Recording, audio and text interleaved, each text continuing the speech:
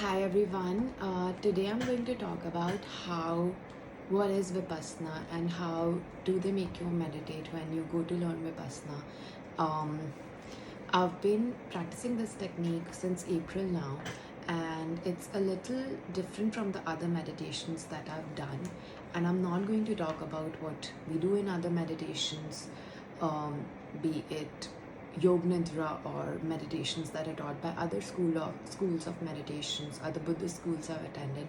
But this particular technique, which is Vipassana, basically there is no verbalization, there is no visualization. You only look at the breath here. So there's you only look at how your respiration is. That's how you start. It is called anapana. So you only look at your breath. Where is it coming from? Are you breathing in from the right nostril? Are you breathing in from left nostril? Are you breathing in and out from both your nostrils? So this triangle, they make you focus on that first. And ultimately the goal is to, really why they want to make you do that is because ultimately they want you to reach to the subtler realities of your body and whatever is happening, and that in turn leads to enlightenment. So the subtler realities, the step to noticing the subtler realities that are there around us and in the body, the first step is to know the gross reality. So the grossest of reality is, the most apparent truth is the respiration, which is on all the time. So then we move from, once we notice, like whatever it's causing, wherever the breath is touching inside the nose, we spend hours and hours, looking at that. Eventually they make you understand and that there are sensations on the body. So there can be gross sensations initially to start with. You focus on like big body parts, for example, like the entire forearm, and you just see what's happening there. You see, they call it defilements arising. There must be itching, sweating, pain of some kind, because when you're sitting with folded legs and you're not allowed to open.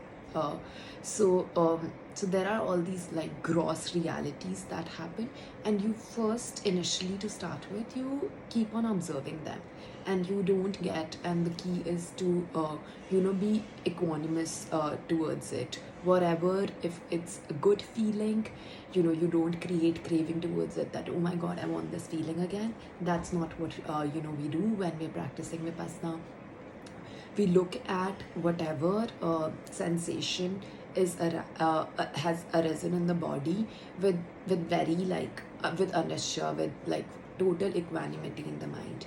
If there's a bad feeling, for example, lots of sweating, heat, pain, itching, lots of other feelings, you don't feel aversion towards it. You look at that particular sensation also with full equanimity.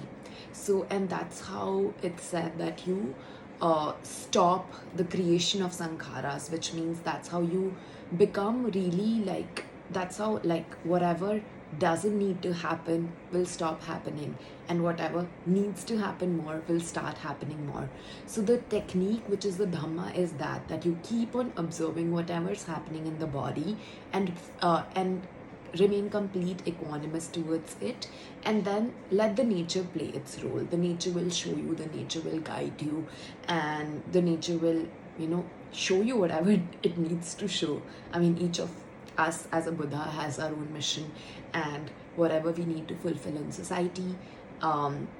Particularly starting with, if we have any diseases that there are, like I know lots of people, some friends who went to Vipassana with chronic pains, and they could come out of those pains. And a close friend of mine, she says that she sat with a back pain, and for a while she kept on observing it and stayed equanimous towards it, which was really difficult.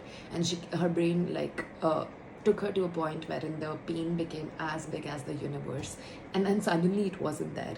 So that is with respect to any pain in the body or any disease, or um, the teacher of Vipassana, Mr. Goenka, he keeps on talking about how he was able to cure migraine, and he didn't need to see a doctor, and other psychosomatic diseases, and other like physical chronic pains, to start with these things, and to and to just like this particular dhamma, this technique, basically they say that it helps you sharpen your mind in the most natural way, so you keep on understanding your role in the society better, you keep on understanding what's happening in the countries, in different economies better. I mean, that's for a later stage to come, but that's what Vipassana is in short.